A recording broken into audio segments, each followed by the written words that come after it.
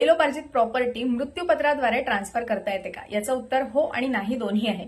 कसं ते सांगते. गेल्या व्हिडिओमध्ये आपण मृत्यूपत्राचा एक नवीन नियम जाणून घेतला. व्हिडिओ बघितला नसेल तर लिंक दिली आहे, बघून घ्या. त्या व्हिडिओवरती बऱ्याच जणांचे डीएम्स आले आणि कमेंट्स आल्या की वडिलोपार्जित प्रॉपर्टी मृत्यूपत्राद्वारे ट्रान्सफर करता येईल का? याचं उत्तर आता आपण बघूया. मुळात वडिलोपार्जित प्रॉपर्टी म्हणजे काय, तर एका कुटुंबातली 4 पिढ्या चालत आलेली अविभक्त प्रॉपर्टी. अविभक्त म्हणजे अनडिवायडेड, ज्याचा अजूनही वाटप झालेलं नाही अशी प्रॉपर्टी. या प्रॉपर्टीवरती त्या कुटुंबातल्या हयात असलेल्या सगळ्या कोपार्सनर्सचा हिस्सा असतो. मग ही अशी प्रॉपर्टी ज्याच्यावरती सगळ्यांना एक हिस्सा आहे, त्या प्रॉपर्टीचं मृत्यूपत्राद्वारे ट्रान्सफर कसं करणार? जरी या प्रॉपर्टीवरती सगळ्यांचा हिस्सा असला तरी सुद्धा प्रत्येकाचा हिस्सा हा ठरलेला असतो.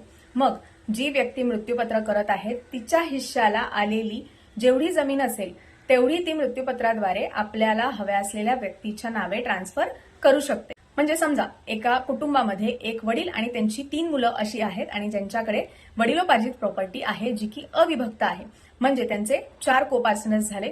तर समजा वडिलांना त्यांचा हिस्सा कोणाला द्यायचा असेल तर त्या प्रॉपर्टीचे 4 हिस्से होतील.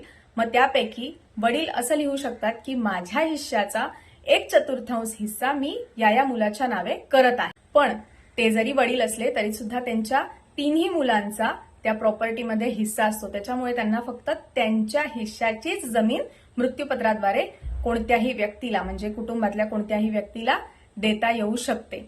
त्याच्यामुळे याचं उत्तर हो अशा अर्थाने आहे की फक्त स्वतःच्या हिश्श्याची जमीन ट्रान्सफर करता येऊ शकते, ना की पूर्ण वडिलोपार्जित प्रॉपर्टी. व्हिडिओ आवडला असेल तर लाईक करा, शेअर करा आणि माझ्या पेजला फॉलो करायला विसरू नका.